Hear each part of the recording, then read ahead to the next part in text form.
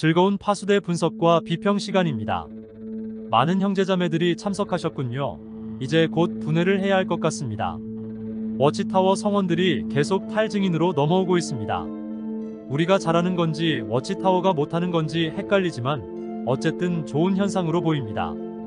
오늘의 파수대 내용은 사도 베드로가 인간적인 많은 약점에도 불구하고 그가 그리스도인으로서 어떻게 큰 일을 맡게 되어 양들을 먹이는 목자로서의 역할을 하게 되었는지, 그리고 그 과정에서 일어나는 인간적인 실수들에 대해서 알아보고 오늘날 우리가 그로부터 어떤 점을 배울 수 있는지 다루게 될 것입니다.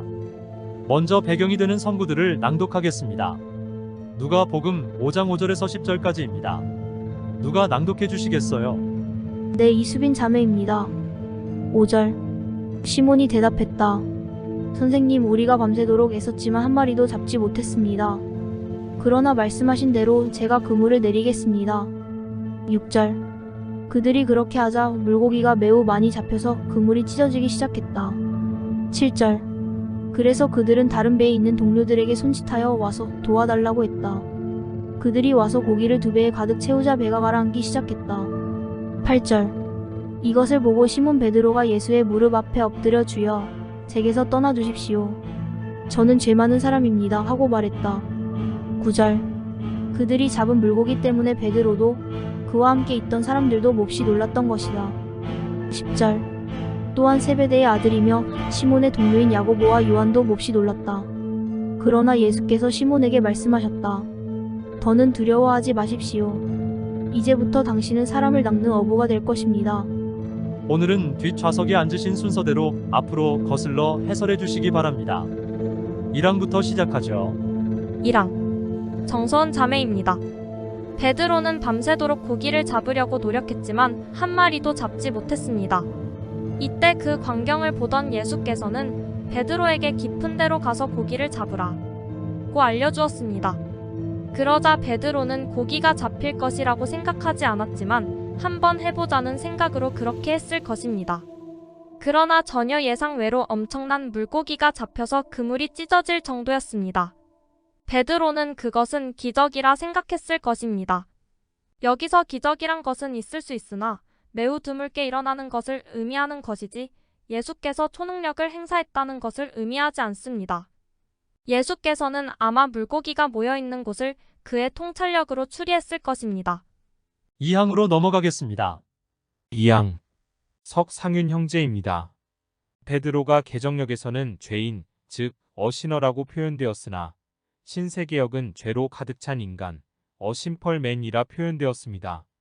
고기가 많이 잡혔는데 갑자기 생뚱맞게 왜 자신을 비하시켰을까요?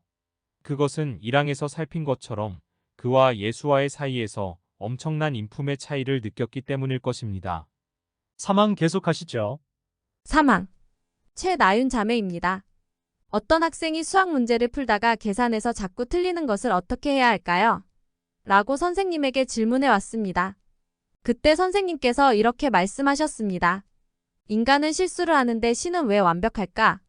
그것은 신이 영원 동안 같은 것을 반복했기 때문이다. 따라서 너도 같은 문제를 틀리지 않을 때까지 반복해보렴. 이라 알려주었습니다. 나중에 그 학생은 전교에서 수학 점수가 1등이 되었다고 합니다. 사실 이 말은 지어낸 것이 아니고 저의 경험입니다. 인간이 실수를 하는 것은 반복해서 노력하다 보면 완전해집니다. 이것은 진리입니다. 실수에 심각성을 부여하지 않기 때문에 그런 실수를 하고도 대수롭지 않게 넘어가기 때문에 실수가 고쳐지지 않는 것입니다. 와우. 좋은 점을 지적해 주었습니다.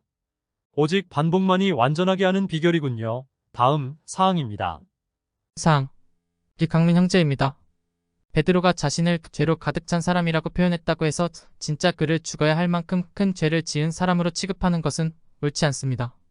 그는 자신을 겸손하게 표현한 것이라 보아야 합니다. 이 내용을 집필한 사람이 누구인지는 모르겠으나 그는 현실을 너무 모르고 이론에 치우친 사람이라 평가하지 않을 수 없습니다. 그가 상업에 종사해 본 적이 있다면 베드로의 이 표현을 충분히 이해할 수 있었을 것입니다.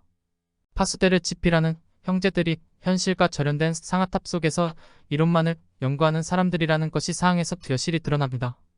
만일 이 세상이 죄로 가득 차지 않고 진행될 수 있다면 하느님의 나라는 올 필요가 없는 것입니다. 즉 세상에 속해서 직업을 가지고 돈 꽤나 번다면 그는 베드로와 같이 죄로 가득 찬 사람임을 고백하는 것이 마땅하다고 봅니다. 그렇습니다.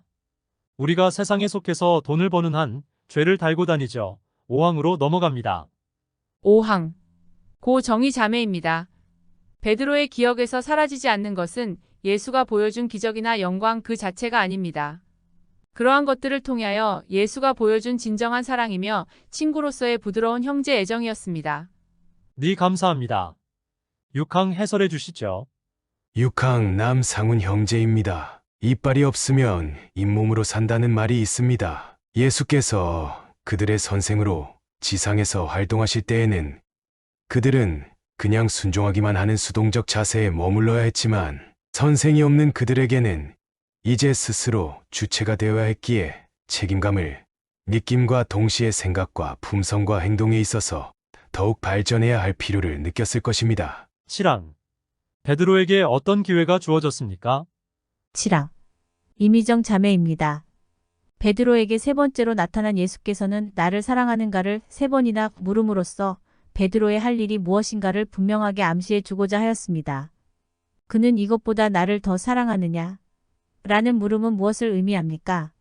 베드로는 예수의 부활을 두 번이나 체험하고도 여전히 그의 사명이 무엇인지를 결정하지 못하고 갈등을 겪다가 고기나 잡으러 갔던 것입니다. 그러므로 예수의 물음이 의미하는 것은 베드로가 가야 할 길을 재촉하는 것이었습니다. 베드로가 예수의 사랑을 잊지 못한다면 고기잡이보다 예수가 하던 일을 계속하라는 것입니다. 마찬가지로 우리에게는 두 가지 기로가 놓여 있습니다. 하나님의 사랑을 잊지 않았다면 하나님의 나라 운동에 참여하라는 것입니다. 아니면 고기나 잡으면 되겠습니다. 그래도 하느님은 우리를 사랑하고 계십니다. 그렇습니다. 하느님은 자유와 은혜로부터 우리가 나아가기를 원하십니다. 8항입니다. 8항.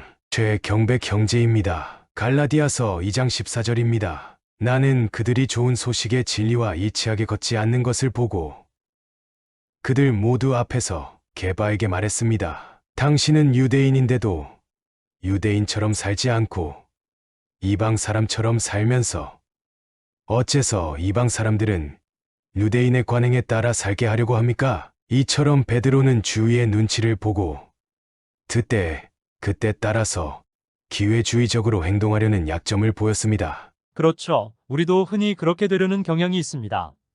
9항으로 넘어가죠. 9항. 김상희 자매입니다. 영원한 생명의 말씀이 주께 있습니다.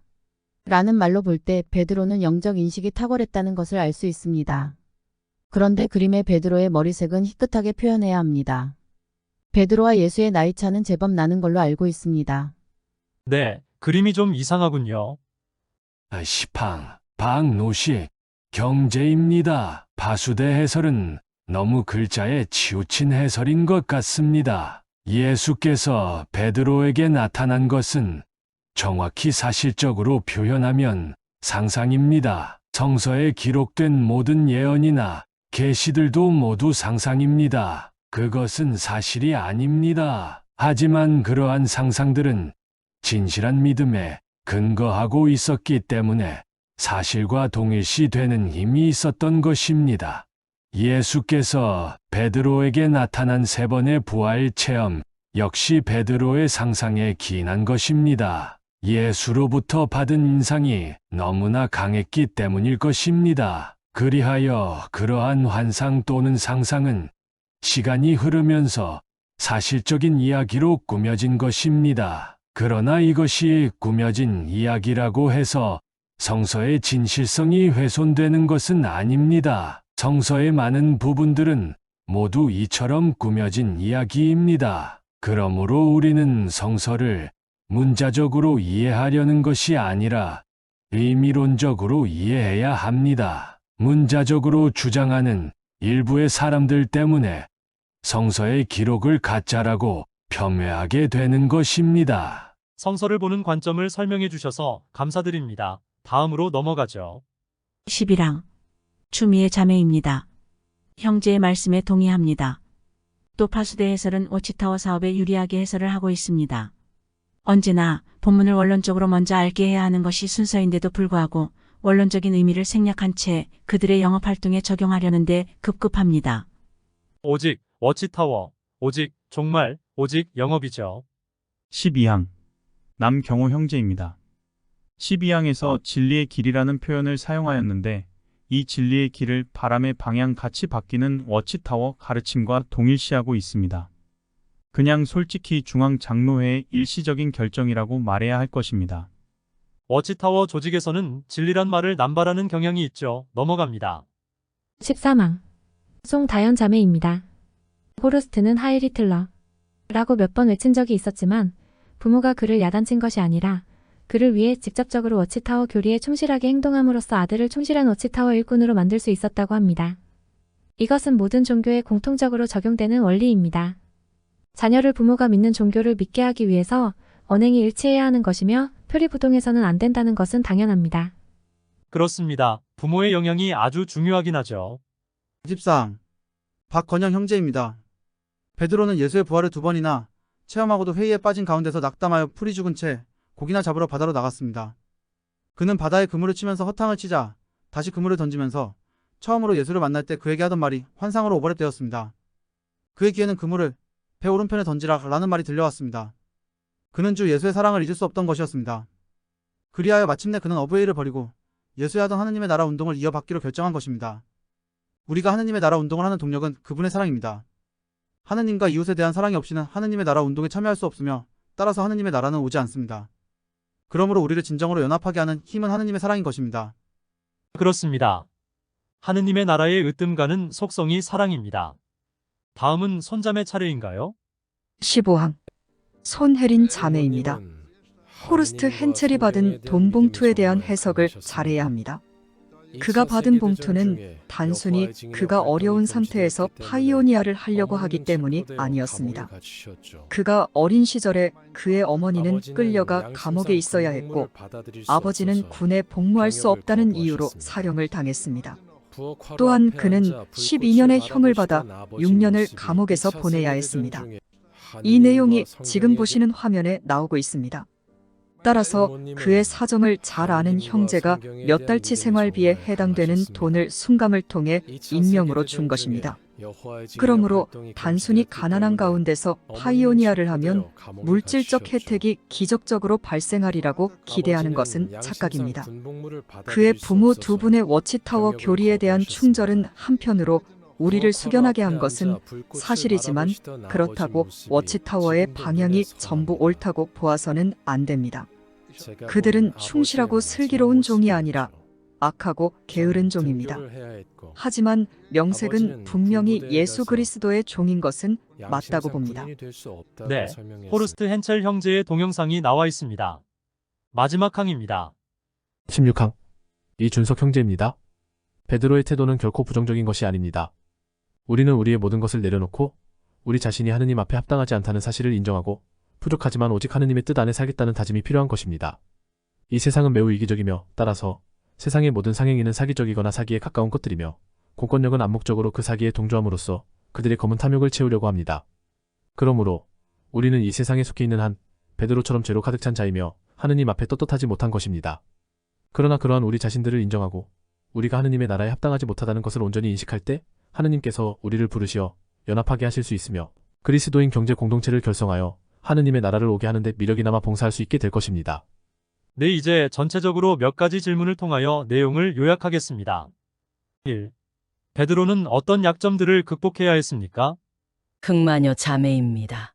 본문에 나와 있지는 않지만 베드로는 성격이 급하기 때문에 마음에 생각한 것을 바로 내뱉고 행동하는 것 같습니다.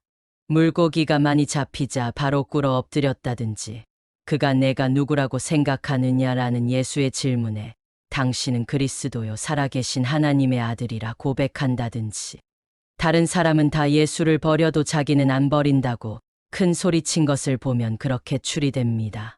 또 다른 사도들과 자리 싸움을 하는 걸로 봐서 경쟁심도 상당히 있었던 것 같습니다. 또 말고라는 대제사장의 종의 귀를 자른 것으로 보아서 그의 행동은 예수에 대한 충성심과 더불어 과격한 데가 있었던 것 같습니다. 2. 베드로가 포기하지 않는데 무엇이 도움이 되었습니까? 최도사 형제입니다. 그는 예수께서 메시아임을 확신하였는데 그것은 예수께서 베푸신 행적과 활동을 통하여 무엇보다 사랑과 하느님다움을 느꼈다는 것입니다. 그렇기 때문에 그는 예수의 죽은 이후 갈등을 겪다가 결국은 하느님의 나라를 운동을 하기로 결심한 것입니다. 3. 베드로에 보내서 어떤 교훈을 배울 수 있습니까? 이어진 자매입니다. 베드로는 무엇보다 진리에 대한 인식이 뛰어났습니다. 비록 인간적인 약점을 보였지만 그 약점들을 반복하지 않기 위해 노력하였을 것이며 마침내 극복하였을 것이라 생각됩니다.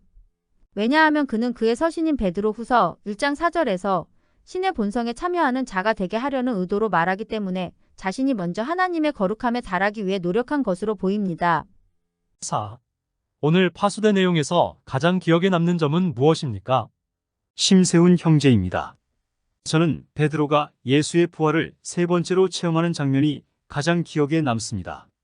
어떤 복사기가 아무리 첨단의 기능을 가지고 있다 하더라도 토너가 없으면 복사가 이루어지지 않습니다.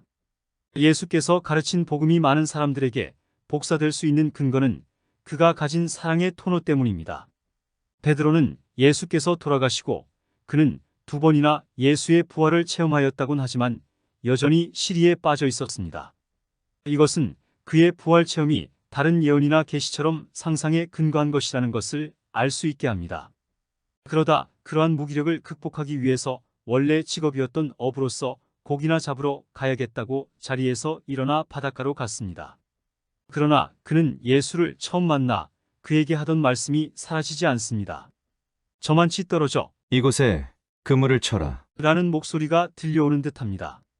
예수의 사랑의 힘은 베드로에게 그의 죽음을 인정하게 할 수 없었습니다.